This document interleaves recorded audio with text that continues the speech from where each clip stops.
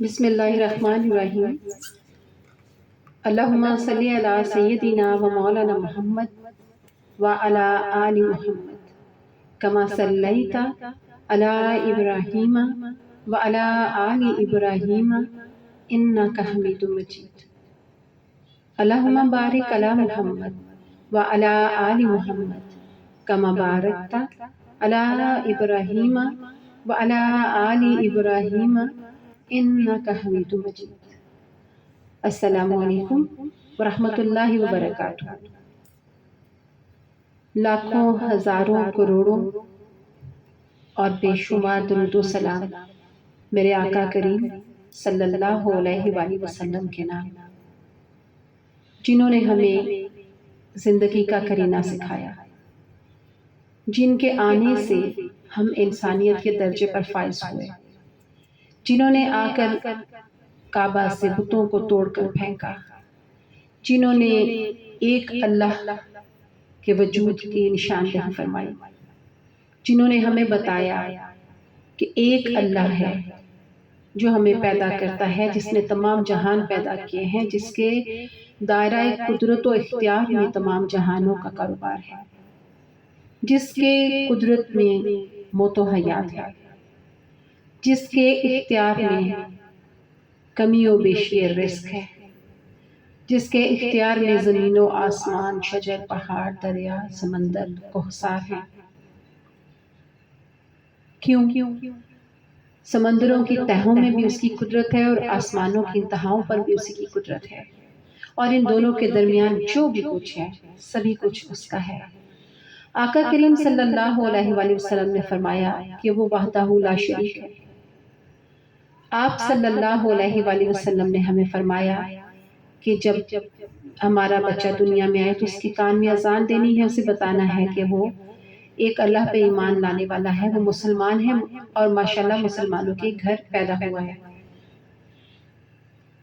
پھر جب وہ بچہ لڑک پن سے ہوتا ہوا، جوانی کی حدوں کو چھوتا ہوا، پھر بڑھاپا اس پر طاری ہوا، پھر بیماریاں آئیں، پھر وہ دنیا سے گیا، پھر وہ مر گیا، پھر اس کو کیسے نہلانا دلانا ہے، پاک کرنا ہے، پھر کیسے اس کا جنازہ پڑھانا ہے، کیسے اس کو قبر میں جا کے وہ اپنی نیند جو سو گیا ہے وہاں پہ اس کو سلا دینا ہے، پھر کیسے اس کی آخرت کا سامان جمع کرنا ہے، کیسے اس کے لیے صدقہ جاریہ بننا ہے، کیسے اس کے پیچھے اس کے ثواب دارین کے لیے کچھ اعمال، کچھ افعال ہم نے بھیجنے ہیں جو پیچھے رہ جاتے ہیں۔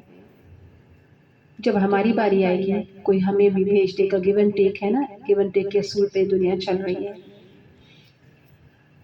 انہی آقا کریم صلی اللہ علیہ وآلہ وسلم نے ہمیں بتایا کہ اللہ کی بندگی کے لیے اور مذہب کی جو ایک پہچان ہے، اس کی نماز فرض ہے جس کی کوئی معافی نہیں ہے۔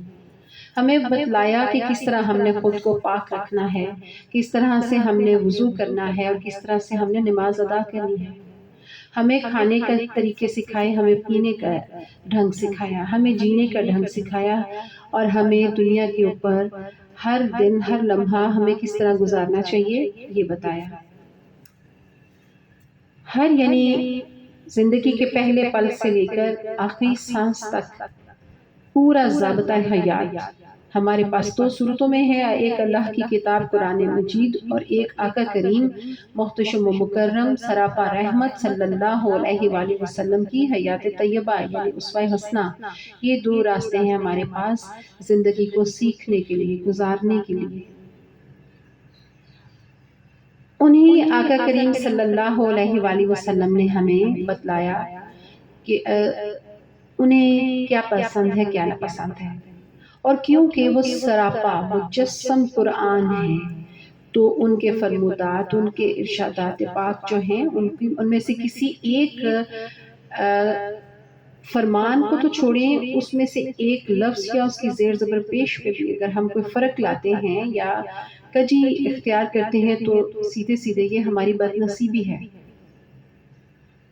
انہی آقا کریم صلی اللہ علیہ وآلہ وسلم نے جا بجا اپنے ارشادات مطہرہ میں ہمیں بتلایا کہ اہل بیت اطہار ان کو کتنے پیارے اور کتنے عزیز ہیں، اور ان کے فالورز کے ایمان کا کیا وہ گریڈنگ ہوتی ہے جب ان کے ساتھ، یعنی اہل بیت اطہار جو ہیں ان کے ساتھ ہمارے معاملات کیسے ہیں، یعنی ہمارا ادب احترام کیسا ہے اور ہم انہیں کیسے فالو کرتے ہیں۔ انہی آقا کریم صلی اللہ علیہ وآلہ وسلم نے اپنے اصحاب اجمعین جو ان کے ساتھ رہے صحابہ کرام، ان کے بارے میں بھی جا بجا ارشاد فرمایا کہ وہ جنت میں بھی قریب ہوں گے جو ان کا احترام کریں گے، اور یہ بھی بتایا عشرہ مبشرہ، وہ بھی ہمیں بتایا کہ صحابہ کرام جو ہیں ان کی زندگیوں میں جنتوں کی بشارتیں ہیں، اور ان کا ظاہری بات احترام کرنا ہمارا آٹومیٹکلی فرض ہو گیا۔ اور زندگی میں نو ڈاؤٹ کہ ہر جاندار کو، صرف انسان نہیں، ہر جاندار، آپ اکثر سوشل میڈیا پہ ویڈیوز دیکھتے ہوں گے، کیٹیز اور ڈاگس بھی آپ دیکھتے ہوں گے کہ بلی کس طرح اپنے بچے کو کتنی نرمی سے، کتنی حفاظت سے، شفقت اور محبت سے اٹھا کر پانی میں سے ہٹا رہی ہے، اس کو گرمی سے بچا رہی ہے، اس کو کھلا پلا رہی ہے، اس کی حفاظت کر رہی ہے، اپنے سے مضبوط اور طاقتور جو سامنے لوگ یا کوئی اور جانور ہیں ان سے لڑنے مرنے پہ آ جاتی ہے۔ مرغی اپنے بچے دیکھیں وہ مطلب کیا کر سکتی ہے، مرغی کوئی تیر تلوار نہیں اٹھا سکتی، اور یہ جتنے بھی اس طرح کے جانور ہیں، پرندے ہیں، مگر وہ اپنی اولاد کے لیے کس قدر پوزیسو ہوتے ہیں۔ اور یہ پوزیسونیس جو ہے بیسیکلی یہ محبت ہوتی ہے، یہ شفقت ہوتی ہے، اور یہ نصیب والوں کو ملتی ہے۔ although ہمارے ہاں بعض اولادیں ایسی بھی ہیں ماشاءاللہ کہ جو اپنے والدین کو کہتی ہیں کہ آپ کی پوزیسونیس ہمیں بہت پرابلم ہمارے لیے بنتی ہے۔ اگر یہ پوزیسونیس نہ ہوتی تو رب کریم قدم قدم پہ ہماری رہنمائی کیوں فرماتا، وہ کیوں کہتا اے مومنو، اے لوگو، اے ایمان والو۔ پورا قرآن بھرا ہوا ہے ارشاد ربانی سے، جہاں پہ وہ ہمیں مخاطب کر رہا ہے، ہمیں بتا رہا ہے، ہمیں گائیڈ کر رہا ہے، ہمیں روک رہا ہے کہ نہ جہنم کیا ایندھن بنو، یہ غلط ہے، ایسا مت کرو، یہ صحیح ہے، ایسا کرو، میں جنتوں میں دوں گا اعلیٰ مقام۔ یہ پوزیسونیس بھی آپ اس کو کہہ سکتے ہیں، رحمت اور کرم کے علاوہ، یعنی کسی بات کو آسانی سے سمجھنا ہو، یہی کام والدین کرتے ہیں، اپنے بچوں کے لیے ساری زندگی فکر مند رہتے ہیں۔ ہر جو کپل ہوتا ہے میرڈ، اس کی یہ خواہش ہوتی ہے کہ وہ جلدی سے ایک پیارے سے بچے یا بچی کے ماں باپ بن جائیں، ان کے لیے یہ زندگی کی سب سے خوبصورت بات ہوتی ہے، اور یہی خوبصورت بات جو ہوتی ہے نا، یہ والدین کو رول کے بھی رکھ دیتی ہے۔ والدین ساری زندگی سو نہیں پاتے، ایک بار تو ماں باپ بن جاتے ہیں، بڑی سیلیبریشنز ہوتی ہیں، اس کے بعد باپ کو اپنی فکر نہیں ہوتی، اپنے کپڑے پہننے کی، اپنی دوائی کھانے کی، اپنے آرام کی، خود کو موسموں سے بچانے کی فکر نہیں ہوتی، بس اپنی اولاد کی فکر ہوتی ہے کہ اس کی تمام ضروریات پوری ہوں، میرے بچے کو کسی کے سامنے شرمندگی کا سامنا نہ کرنا پڑے، یہ اعلیٰ تعلیمی اداروں میں پڑھے، یعنی جو حیثیت ہوتی ہے فنانشلی، اس کے مطابق ہر والدین اپنے بچوں کو بہتر سے بہترین تعلیم و تربیت دینا چاہتے ہیں۔ ماں، ایک لڑکی جس دن ماں بنتی ہے، اس سے تو روز، یعنی جب اس کو یہ خبر ملتی ہے، جب ڈاکٹر اس کو گڈ نیوز دیتی ہے کہ آپ ماں بننے والی ہو، تو اس کے چہرے پہ شفق کے سارے رنگ کھل جاتے ہیں، اس کا دل ایک گلاب کی طرح مہکنے لگتا ہے، مگر وہ نہیں جان رہی ہوتی اس وقت کہ جس لمحے میں اس کے بعد، یعنی اس خبر سننے کے بعد سے اس کی نیندیں حرام ہو جاتی ہیں، وہ کبھی سکون کی نیند سو نہیں پاتی، پھر اس کے بعد اس کے پیٹ میں اس کا وہ بچہ ہوتا ہے جس سے وہ بنا دیکھے محبت کر رہی ہوتی ہے، اور اس کے لیے ہر تکلیف سہ رہی ہوتی ہے، اور ہر وقت یہی فکر مند ہوتی ہے کہ میرا بیوی ٹھیک رہے۔ پھر کس قدر تکلیف کے کوہ گراں سے گزر کر وہ ایک بچے کو جنم دیتی ہے، پھر اس کو اپنی رگوں کا خون سارا نچوڑ کر، اور ساری کیلشیم، سارا آئرن، ہر ایک چیز جو ہے اکٹھی کر کے، وہ طاقت ساری جو ہے وہ اپنے بچے کو دیتی ہے، اس کے بدن کو خوراک مہیا کرتی ہے، جس کی طاقت 40 سال تک رہتی ہے انسان کے بدن میں۔ پھر اس کے بعد اس کو جب ہر ٹائم اس نے اس کی کیئر کرنی ہوتی ہے، وہ بچہ جو پیدا ہوتا ہے جو ایک لوتھڑا ہوتا ہے، پھر اس نے اس کو انسان بنانا ہوتا ہے، اس کو سنبھالتی ہے، اس کی گندگیاں سمیٹتی ہے، پھر بھی اس سے محبت کرتی ہے، کبھی کراہت محسوس نہیں کرتی، پھر ہر وقت اپنے آپ اپنا سکون آرام تج دیتی ہے، اس کی خاطر راتوں کو جاگتی ہے، دن اس کی بیماریاں کاٹتی ہے، روتی ہے، اس کی ہر وقت اس کی کیئر کرتی ہے. محبت، پوزیسونیس. اگر اس وقت یہ پوزیسونیس نہ ہو تو چھوڑ دے اس کو کہ ٹھیک ہے اللہ نے پیدا کیا تو ہو جائے گا، خود ہی بڑا ہو جائے گا یا ہو جائے گی، خود ہی سنبھل جائے گا یا سنبھل جائے گی. پھر اس کو پاک صاف رکھتی ہے، روز اس کو نہلاتی ہے، خوشبوئیں لگاتی ہے، اچھے کپڑے پہناتی ہے. پوزیسونیس. پھر وہ چاہتی ہے کہ میرے بچے کو نظر نہ لگے کسی کی، یا میری بچی کو کسی کی نظر نہ لگے، کیونکہ وہ اس کی نظر میں دنیا کا سب سے حسین ترین وہ ایک کوئی چیز ہوتی ہے. اس کی اولاد اس کی نظریں اتارتی ہے، اپنے حصے کی خوراک کے پیسے اس کی نظریں اتارنے پہ اس کے صدقے دینے میں لگا دیتی ہے. راتوں کو سو نہیں پاتی، فکریں ہر وقت، میرے بچے کو یہ نہ ہو جائے، میری بچی کو وہ نہ ہو جائے، وہ گر نہ جائے. ہر وقت اس کا دل دھڑ دھڑ کرتا ہے، دھک دھک نہیں کرتا. جب ماں بننے سے پہلے تک اس کا دل عام لوگوں کی طرح دھک دھک ہی کرتا ہے، مگر جب وہ ماں بننے کی اس کو خبر ملتی ہے تو پھر وہ دھک دھک جو ہے وہ دھڑ دھڑ میں چینج ہو جاتی ہے. اور جب تک وہ قبر میں نہیں جا کے مر کھپ جاتی وہ دھڑ دھڑ ہی رہتی ہے. اس کی اولاد کس بھی سٹیج پہ پہنچ جائے، فکریں ہر وقت، یہ نہ ہو جائے، وہ نہ ہو جائے. اس کو سب سے زیادہ آرام و آسائش ملے، یہ اعلیٰ تعلیم حاصل کرے، یہ نیک ہو، یہ کسی کی نظروں میں اس کی کوئی خامی یا برائی نہ آئے، اللہ نہ اس سے ناراض ہو، یہ نہ ہو، وہ نہ ہو. انہیں فکروں میں چلتے چلتے چلتے چلتے مر جاتی ہے. یہ کیا ہے؟ پوزیسونیس. محبت اور پوزیسونیس یہ ایک ہی چیز کے دو نام ہیں، اور ان دونوں میں ہی فکریں ہوتی ہیں. جب آپ کسی سے محبت ہوتی ہے تو پھر آپ کو اس کی بہت فکریں ہوتی ہیں. اس کو یہ نہ ہو جائے، اس کو وہ نہ ہو جائے، وہ کھو نہ جائے. اور یہ فہمیاں بھی ہوتی ہیں، سم ٹائم خوش فہمیاں ہوتی ہیں، سم ٹائم غلط فہمیاں ہوتی ہیں کہ میں نہ ہوں تو پتہ نہیں اس کا کیا ہوگا. حالانکہ یقین کریں کچھ بھی نہیں ہوتا، یہ اہم ہونے کا بس وہم ہی ہوتا ہے. بہرحال جہاں پر یہ ماں کی ممتا کا ذکر کیے بغیر ایکچولی کوئی بھی چیز کو ایکسپلین کرنا تھوڑا مشکل ہوتا ہے، سب کے لیے نہیں مگر میجورٹی کے لیے.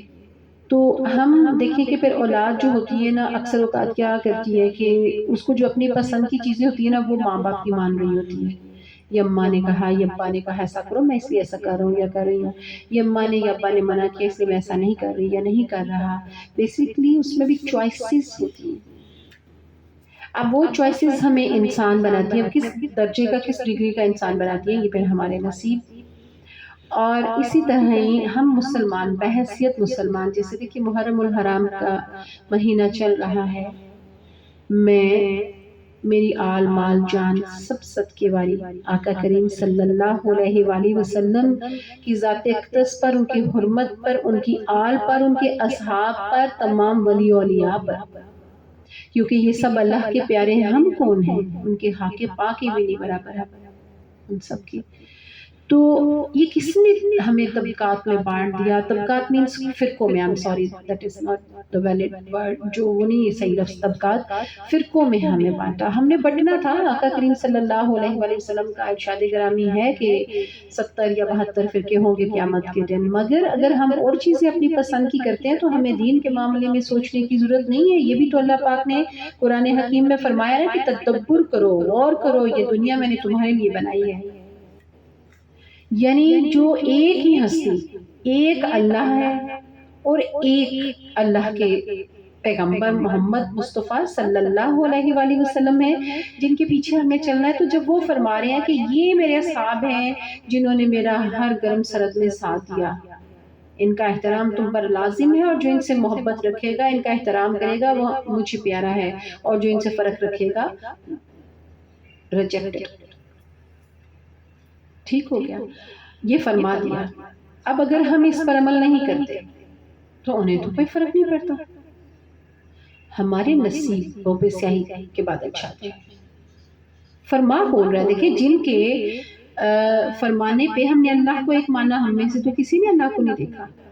I'm sorry، میں اللہ سے بھی معذرت چاہتی ہوں اور سننے والوں سے بھی اور پوری کائنات سے بھی کہ نعوذ باللہ، ہمیں کیا پتا کہ اللہ ہے یا نہیں ہے، مگر ہم نے مان لیا کیونکہ اس میں ہمیں اپنا مفاد نظر آیا. کیونکہ ہم نے رزق بھی لینا ہے، ہم نے گھر بنگلے گاڑیاں بھی اس سے مانگنی ہے، اولاد بھی مانگنی ہے، اور بہت کچھ مانگنا ہے، کیونکہ مانگنا ہی مانگنا ہے. تو اچھا ایک اللہ ہے، وہ دیتا ہے، مان لیا. نماز پڑھو جنت ملتی ہے، پڑھ لی. قائم نہیں کر رہے، پڑھ رہے ہیں. ایسا کیوں؟ اور اس میں کس کا نقصان؟ کہ وہاں پہ اگر ہم فرق رکھتے ہیں، اور یہ سب کو زندگی میں میں خود بھی اس میں خود کو شامل کر کے کہہ رہی ہوں کہ ہر لوگوں کی زندگی میں کچھ ایسے واقعات، کچھ ایسے زندگی میں آتے ہیں، تجربات ہمیں ہوتے ہیں کہ جہاں ہمیں پتہ چلتا ہے کہ ہمارے خونی رشتے پیچھے رہ جاتے ہیں، اور کچھ اور ہمارے دوست احباب اللہ کے پیارے لوگ جو ہیں وہ اس وقت ہماری ڈھال بنتے ہیں، وہ اس وقت ہمارا سہارا بنتے ہیں جب ہمارے سو کالڈ اپنے بھی پیچھے رہ جاتے ہیں. تو ہمیں وہ کتنے عزیز ہوتے ہیں. تو اسی طرح آقا کریم صلی اللہ علیہ وآلہ وسلم کے صحابہ کرام جو ہیں، انہوں نے کس طرح تن من دھن سے اپنے اسلام کی ترویج میں آقا کریم صلی اللہ علیہ وآلہ وسلم کا ساتھ دیا. تو پھر یہ کیسے ممکن ہے اگر ہم آقا کریم صلی اللہ علیہ وآلہ وسلم سے محبت کرتے ہیں، احترام کرتے ہیں ان کا، تو پھر تو ہم اس بات کو نظر انداز کرنے کی جرت ہی نہیں کر سکتے. مگر وہاں پہ ہم ایک اور فرقہ میں چلے جاتے ہیں، پھر جہاں پہ اہل بیت طہار کا احترام آتا ہے، جہاں پہ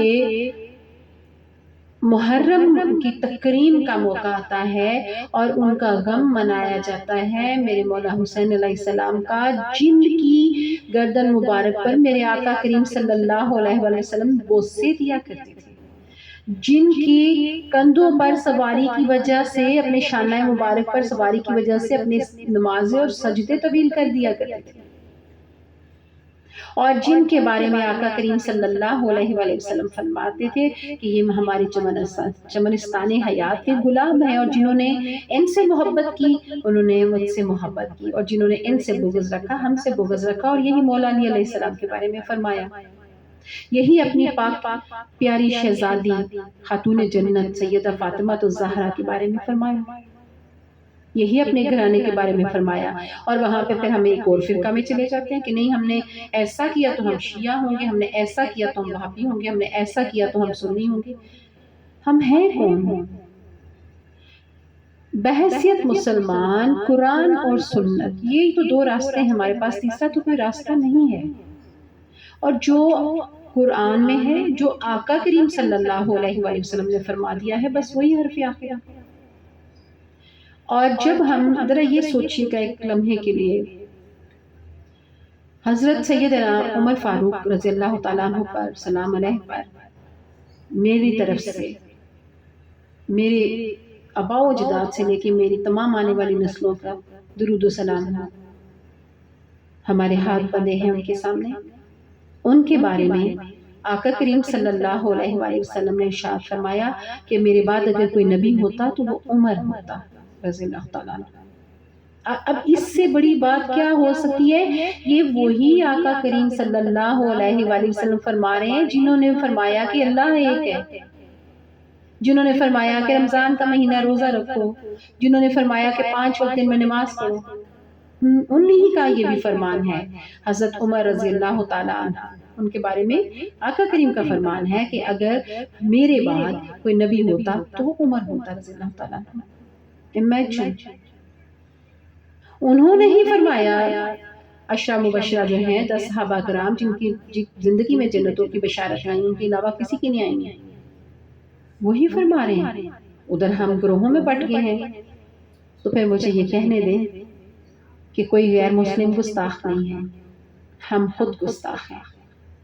ہم جہاں پر بھی قرآنک جو تعلیمات ہیں ان کے اگینسٹ چلتے ہیں، اور جہاں پر بھی ہم آقا کریم صلی اللہ علیہ وآلہ وسلم جو محبوب خدا ہیں، اور ان کو محبوب خدا میں نہیں کہہ رہی، آپ نہیں کہہ رہے، کوئی نہیں کہہ رہا، رب کہہ رہا ہے. رب فرما رہا ہے کہ میں عرشوں پہ بیٹھ کے اپنے فرشتوں اور ملائکہ کے ساتھ ہر وقت محمد صلی اللہ علیہ وآلہ وسلم پر درود و سلام بھیجتا ہوں. اے مومنو تم بھی بھیجو.